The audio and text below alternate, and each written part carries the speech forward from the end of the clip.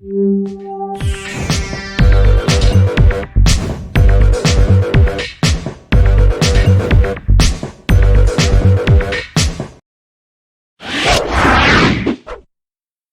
everyone. This is Crane from TVS PH Academy. I hope you're doing well and you really enjoy your VA or freelancing journey. And I really appreciate for those people who are subscribing to our channel and will continue to follow our Facebook page and our Facebook group. So anyway, our topic for today is how to ace your job interview for virtual assistant and freelancing position. Actually, this is the part two of the video that I uploaded last week. The video that I uploaded was about how to pass your client interview. So in this lesson, you will learn about what are the commonly asked questions that you will encounter if you will apply as a VA or freelancer. Okay, let's get started.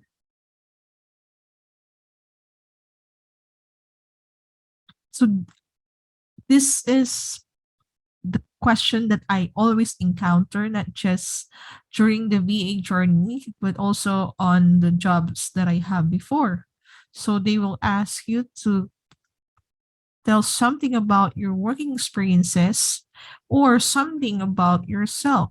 Normally, if they will ask you tell something about yourself, you're gonna tell them your hobbies, your ambition in life.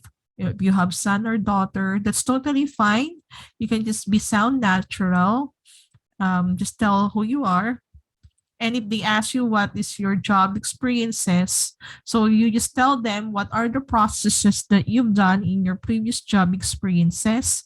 What do you really like about those experiences and relate that to the job that you're applying for. So let's say if you already have a VA experience, you just tell them the task that you've done is similar to the job posting that you saw. That's why you want to work with them to help them more with the business because of the experiences and skills that you have.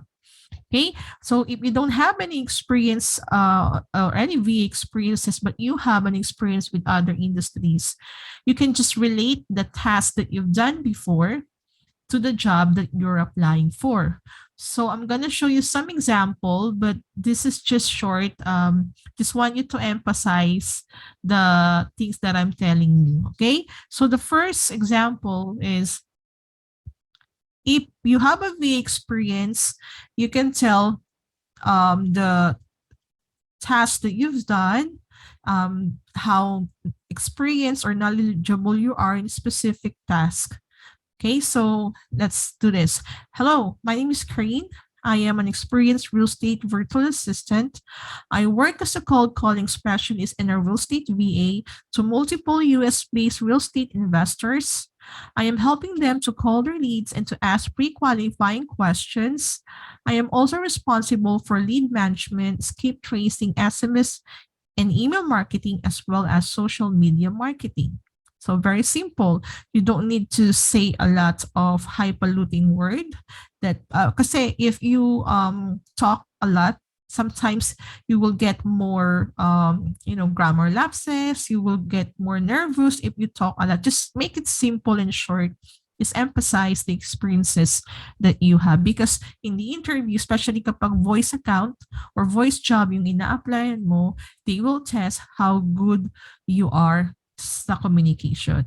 If you talk a lot, you discuss a lot, and then of course they will notice your grammar lapses, your mispronunciation. So there are chances that instead of getting or impressing the client, there will be chances that you will lose the opportunity. Ayun yung lagi ko sinasabi sa mga VAs ko. Just be specific. You don't need to tell a lot of story. Just focus on what's yung question ni client and you will ace the interview. So let's say if you don't have any VA experiences, but you have an experiences with other industry. So this is an example. So hello, my name is Karine from the Philippines. I work as customer service representative for more than 4 years in the US and Australian-based companies. I really like to work with you because this job is almost similar to what I did before.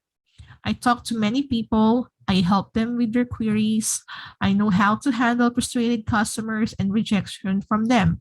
I am a tech savvy person because I use different tools when I was in the BPO industry. So you can also tell what are the tools that you had.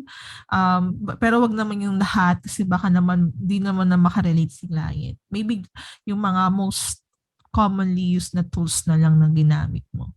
Okay? So just make it simple, just straight to the point, wala nang mga paligoy-ligoy to avoid mistake. So the more you talk, the more you commit a mistake. All right?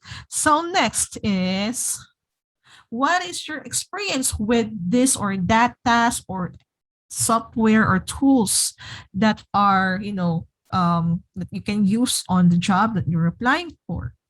So just tell them your experiences or knowledge on the tools and tasks that are related to the job that you're applying for. So be honest, kung wala kang experience and you don't know how it works, just tell them I'm gonna watch some tutorials on YouTube or I'm gonna ask my friends who are familiar on how to use those tools. So sabihin mo sa kanila, you are willing to learn, you're tech savvy, so whatever tools that they are going to use, it will be easier for you to learn those things. So at least you're giving an assurance that you will be effective on the job that you're applying for. And dito papasok yung free and paid training. Laking tulong to actually ang yung when I avail of paid training about real estate. Wala akong experience that time sa cold calling for real estate, but I know the tools and I know how to use it. I am familiar with it. When sabi ko sa client ko, I don't have an actual or solid experience with those tools, but I know how to use it. Then naging tapat lang ako sa client and I got the job. And actually until now, is still my client and may outsource na ako sa actually hindi na ako yung tatrabaho, pina-outsource ko na sa iba. So before isa lang yung VA niya, then ngayon dalawa. So, yon, just be honest and kailangan willing kang matuto. So this is an example if you have a VA experience. So as an experienced VA, I know how to use dialers such as send call, mojo dialer, batch dialer, blah, blah, blah. I also know how to use CRM such as Podio, REI Blackbook, or whatever CRM that you're familiar with. So I am helping my clients to call their leads and manage their CRM. I am making sure that all the information on the database is organized and accurate. So advantage to what I've missed hindi naman real estate. Like what I tell you, kasi ibang niche yung ina-applyan mo. If okay lang, basta alam mo yung kasi kung you already know how to use the tools sa ibang industry, madali mo na lang din malalaman yung mga tools doon sa industry na apply mo. Ang isa rin sa mga mag-research kayo. Let's say you're from e-commerce, then pupunta ka ng real estate BA. Mag-research ka na kung ano yung mga tools na ginagamit. Para once na in-interview ka, you already know or you're already familiar on how to use it. Huwag kang sasabak sa interview na wala kang bala or wala kang baon na knowledge.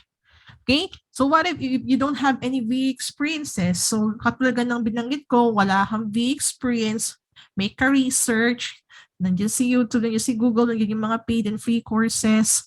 You can just tell them you know how to use it, but you don't have any actual experience, but you're willing to learn and willing to grow with your company. Okay? So, ito example ito. Store manager ka, pero wala kang VA experience. So, sabihin mo sa kanila, when I was working as a store manager of a fast food chain, I am responsible for managing the service crew, creating sales report, inventory, and other administrative tasks. I am dealing with frustrated customer as well as resolving their complaints to make sure that they will be satisfied with the service that we are providing. So I want to work with you to help you to grow your business and to learn more skills from your company. So parang sumegway ka na, okay, wala akong experience dyan sa job na yan, pero yung experience ko before, makakatulong sa business mo or makakatulong to sa paglago ng negosyo. So ganon.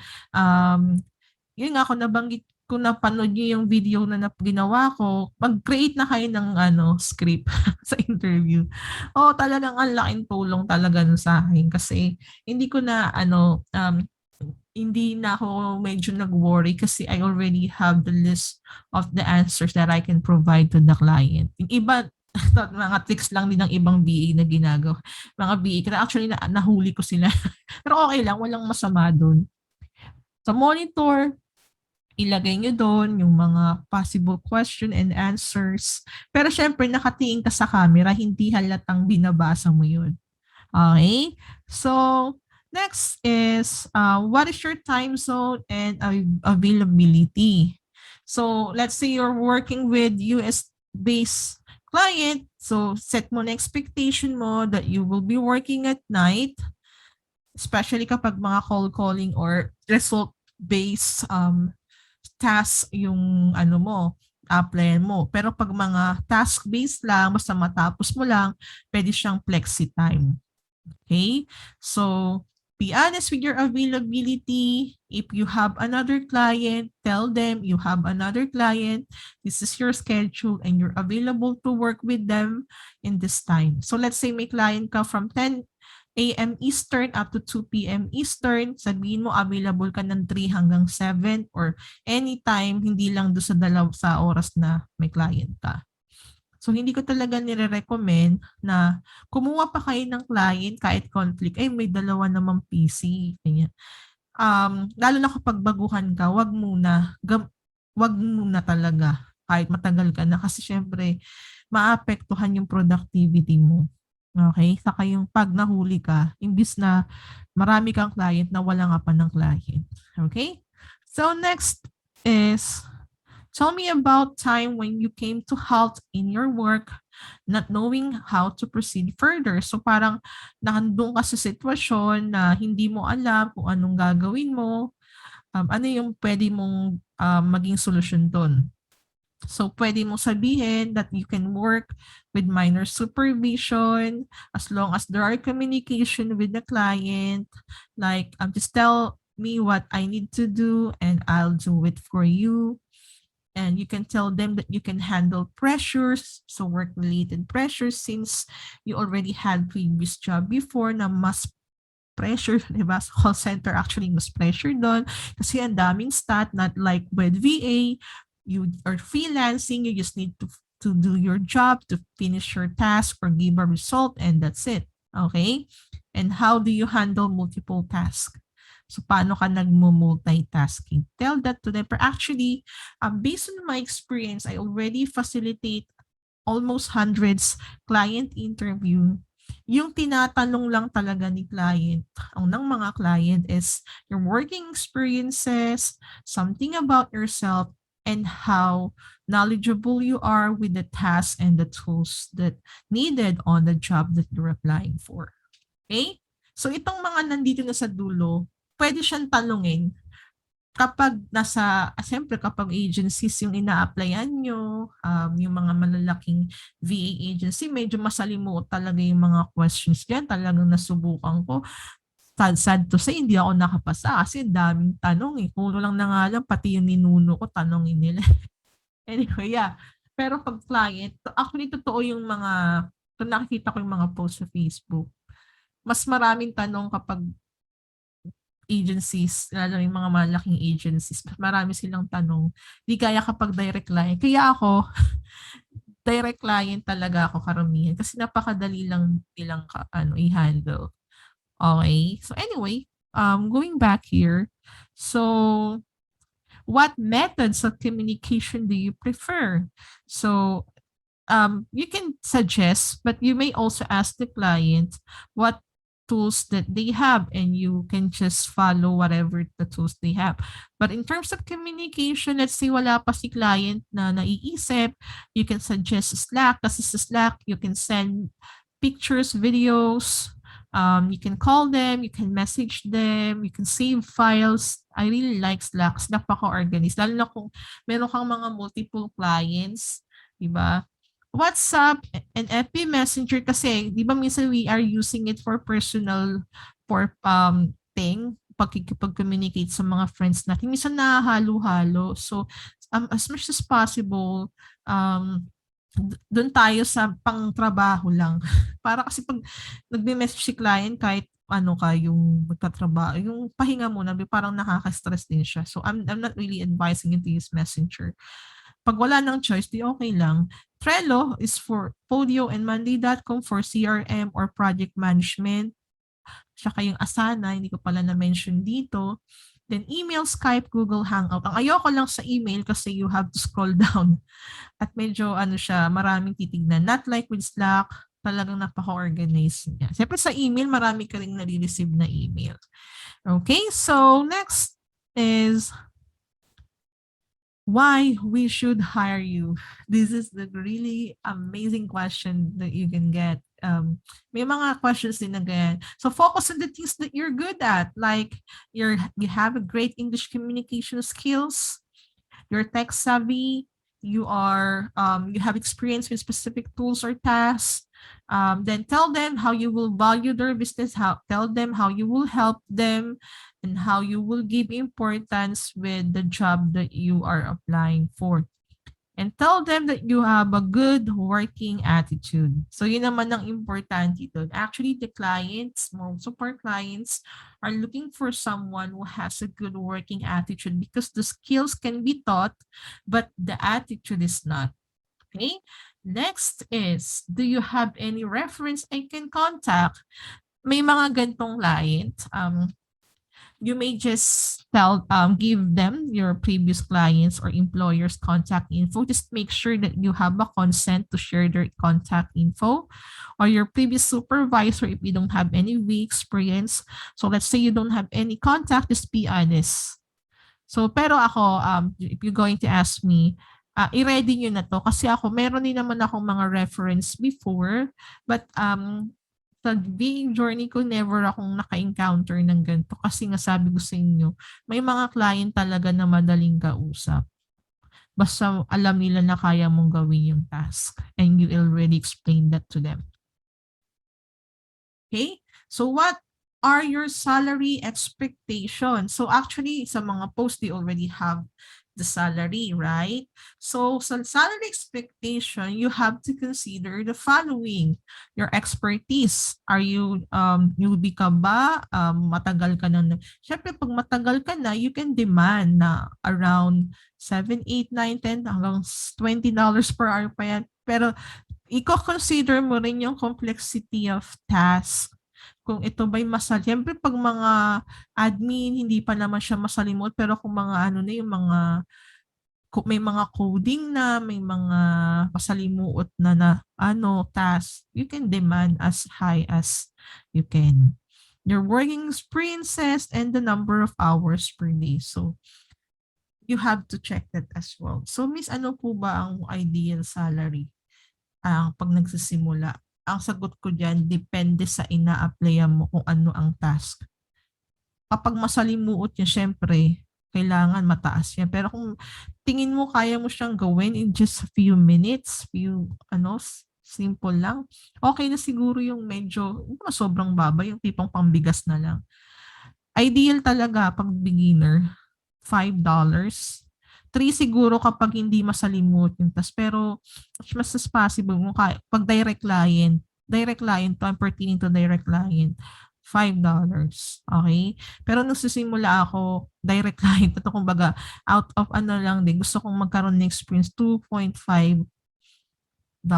Then, nung nagkaroon ako ng client, 3.75 hanggang naging $5-6 per hour na ako. And then, hanggang sa the rest is the history na lang. The rest is history na. Okay.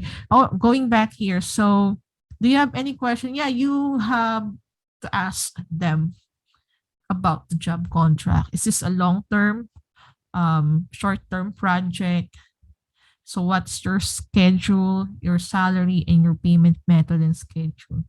You have a right to ask them, but as much as possible, don't ask a lot of questions. Baka nangyari ko na yung nag-interview kay client.